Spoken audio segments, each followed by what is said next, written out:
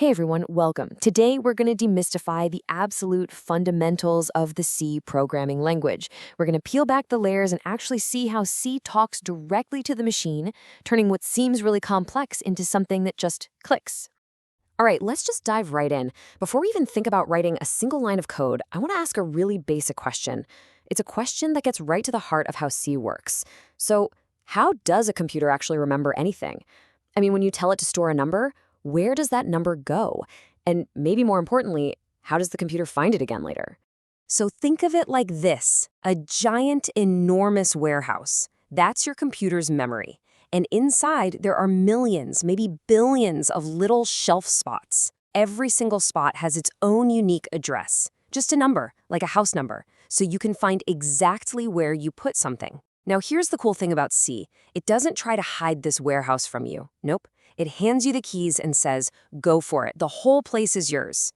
So here's our game plan for this tour. First up, we're diving into that memory warehouse. Then we'll figure out how to name our data using variables. After that, we'll get our hands on some operators. Those are the action heroes. Then we'll look at controlling the program's flow, and finally, we'll put all of C's fundamental building blocks together. Okay, section 1, the memory warehouse. Let's step inside.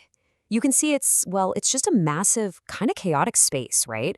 Our very first job is to bring some order to this chaos, to create a system so we can actually store things and, this is key, find them again without getting lost. And that system?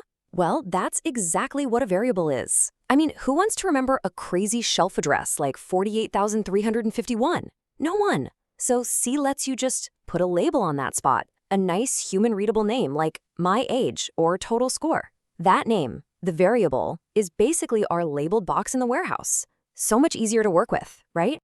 Okay, now we're getting to the fun part, variables. Naming your data and what actually goes inside. Now, here's a key rule about our memory warehouse, and it's a big one. C is super picky about its boxes. You can't just toss whatever you want into any old box. You have to declare up front exactly what kind of stuff is going to go inside. And these are the basic types of stuff we can store. You've got your int for whole numbers, your float for numbers with decimals, and char for just a single character. That hello thing, don't worry about that just yet. That's a whole other can of worms. But for now, just think of these types as telling the warehouse what size and shape the box needs to be. You have to do this first in C. It's not optional. Okay, this brings us to an absolutely crucial point. This is a classic C gotcha that trips up so many people. If you label a box, but you don't actually put anything in it, it's not empty. No way. It's full of whatever random garbage was left on that memory shelf by the last program that used it. So, listen up. You always have to initialize your variables. Give them a starting value like 0 or something before you even think about using them.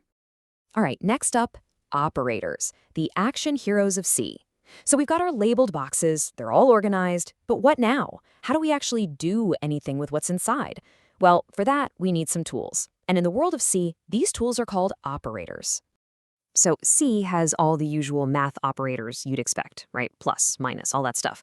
But C was built for speed and efficiency, so it gives you these really neat, compact shorthand versions for common jobs. Look at I plus equals 3. It does the same thing as I equals I plus 3, but it's not just about saving a few keystrokes. It's about expressing the idea of modifying this thing right here as directly as you can. That's a huge part of the C philosophy. And check this out, the ternary operator. This thing is a perfect example of how C loves to be dense and efficient. It lets you squeeze a whole if-else statement into just one single tidy line. It's basically asking a question. Hey, is x bigger than 10? The question mark kicks it off. If the answer is yes, it uses the first value, 17. If it's no, it uses the second one, 37. So compact, so powerful. It's just so C. Okay, now for something that is famously, infamously C. This is a big one that trips up a lot of people. Post-increment versus pre-increment. Now look, both I++ and ++I do the exact same thing. They add 1 to I. Simple, right? But the crucial difference, the part you really have to watch, is when that +1 actually happens. Let's make this super clear with an example. So I starts at 10. On the left, we have I++, post-increment. That means use the value first, then increment. So J becomes 5 plus 10, which is 15. After that calculation is totally done, Then I becomes 11. Now look at the right side, plus plus I, pre-increment. This means increment first, then use the new value. So I immediately becomes 11, then j is calculated as 5 plus 11, which is 16. See the difference? It's all about the order of operations. All right, our last operator for today is a pretty special one. It's called size of. Think of it like a tape measure for our memory warehouse. It doesn't actually change any data. All it does is let you ask the system, hey, for this type of data, exactly how many bytes of shelf space does it take up? So, for example, if you ask for size of int, on most systems you're using today, the answer is going to be 4. That means an integer, an int, needs a box that's 4 bytes wide on the shelf. Now, this can sometimes change depending on the computer, which is exactly why size of is so handy. But some sizes, they're set in stone.